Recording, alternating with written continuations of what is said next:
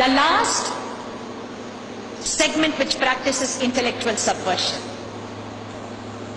I particularly hold a very significant section of the IIT pass-outs who have relocated in the United States for this intellectual subversion. When I did some research on anti-Hindu non-government organizations, I found that most of these non-government organizations like AID, ASHA, Akhila Raman, Angana Chatterjee and the others are all well entrenched in American universities. These are communists who are functioning from American universities, who openly write in support of Naxalism, who have participated in the CPI-ML Congress.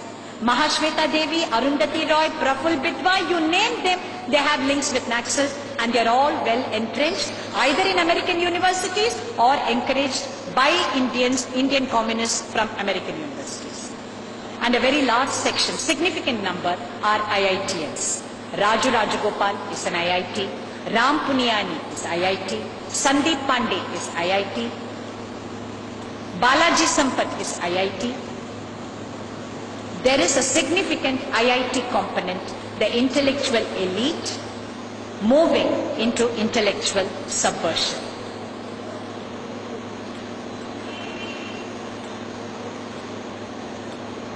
What is the remedy?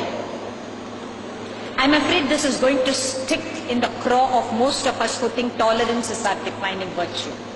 I'm afraid Hindu society forgot the valor of the Hindu Rajya, Samrajyas and Hindu society which staved off Islamic rule, which fought the colonialists, which is even today fighting the communists at the level of the society. Hindu intellectual elite has a self-imposed image of tolerance, which is not real. We have forgotten that Kshatriya blood which is intrinsic to both our intellectual activity and to our public life. There is no Kshatriya blood in the leadership, Hindu leadership today. There is no Kshatriya blood. Sabarimala happened, Pujya Kanchi Acharya episode happened. There is an EVR statue right in front of the Srirangam temple. What is the response of Hindu organizations, the Hindu intellectuals and Hindu society? Has there been a response? Has there been an intellectual response? Has there been a physical response?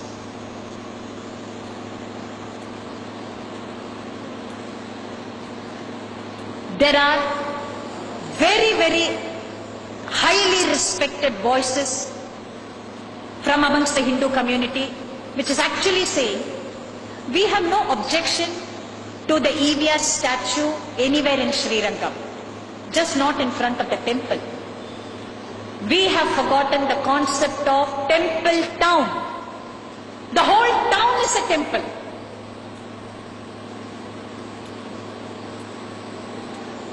One of Vigil's members, when I said Hindu Rashtra, I mentioned territory. The territory also comprises the character and content of public spaces. Let me tell you the politics of public spaces and the intellectual subversion associated with it.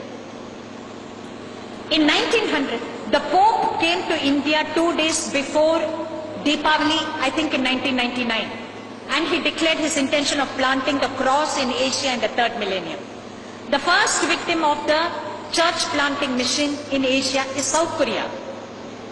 In 1900, South Korea was less than 1% Christian.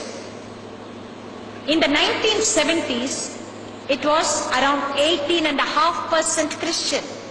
In 1990, it is 40% Christian. Just as what is happening to Kerala. I think in Kerala, according to somebody with whom I travelled by train, slightly over 50% is Hindus. The rest is all gone. Seoul city, from the heart of Seoul city to Seoul airport, is a 20-kilometer stretch. On either side of this 20-kilometer stretch, At every 3 feet, there is a towering church at every 3 feet. And these are not the small Christian prayer houses with the asbestos sheet or attached roof. These are towering churches in the heart of Seoul to the Seoul airport. Scores of churches completely disproportionate to the Christian population or the numbers of those who come to congregate in these churches. Then why are they standing there? Public spaces. The churches are standing there as a symbol of subjugation, as a symbol of dominance, as a symbol of money power, that I will occupy your public space. The presence of E.V. Ramasamy Naicker, I am 100% sure it is Christian money which has gone into the Dravida Kazhagam, which has instigated them to plant EVR statue in front of the Rajagopuram. The land was allotted to them in 72. From 72 till this date, they did not dare to plant the statue there. There was continuous Hindu resistance. All of a sudden, how did they get the courage or the money to go and plant it? They did it in 2007. Soon after the Kanchi Acharya issue. Soon after the Sabarimala issue. Soon after we showed them, you can keep on rubbing our noses in the dirt. The Hindu community is incapable of any kind of Kshatriya response. Towering churches in Seoul. You enter the Tambaram railway station by train. There is this huge cement pillar. On this huge cement pillar, there is a huge Jesus Christ standing like this. When you enter from a train, this is the first thing that you see. Yesterday I was horrified when I came to the Madras Central Station. I think this must have come up about a month ago. I'm entering the Madras Central Station. Right beneath the bridge, a huge cement pillar, a huge Jesus Christ outside the Central Station standing like this. Occupation of public spaces. This is a political intent. This is not a religious intent. I am dominating you. I am subjugating you. Do we have the sense to see this? I am told that the EVR statue in front of the Srirangam temple is not the only perversion. I believe on the Thiruvananthapuram beach there is a Devi temple. And right in front of the Devi temple, there is a 50-foot sculpture of a naked woman. Not far from the temple, there is also a church and a mosque. But this naked woman is standing not in front of the church or the mosque, but only in front of the temple. So when the communists speak of atheism, when the Dravidians speak of atheism, they don't speak of anti-Muslim God or anti-Christian God. It is only anti-Hindu. I disagree with Uday Nambudiri ji when he talks about Islam. Islam is a threat which you see as a sword against which we still do not have weapons. Christianity is cancer. It invades your body with sweet words. It tells you, I am a part of you, and then eats you away. Communism, of course, is a blight on humanity.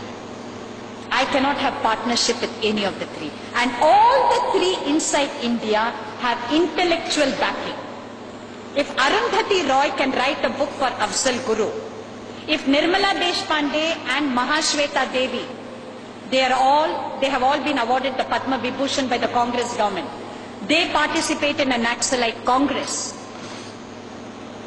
If Christian conversion can be legitimized by India's academia, the subversion of Indian nation, the Hindu Rajya and the Hindu Rashtra is backed only by intellectual subversion. If they are terrorists, blame us. We are happy victims of terrorism. What stops us from becoming Kshatriyas? What stops us from writing good books? What stops us from producing monographs which will threaten them? What stops us from physically removing these Jesus Christ statues and the EVR statue? Ask yourself that question and you will understand why intellectual subversion has worked in this country.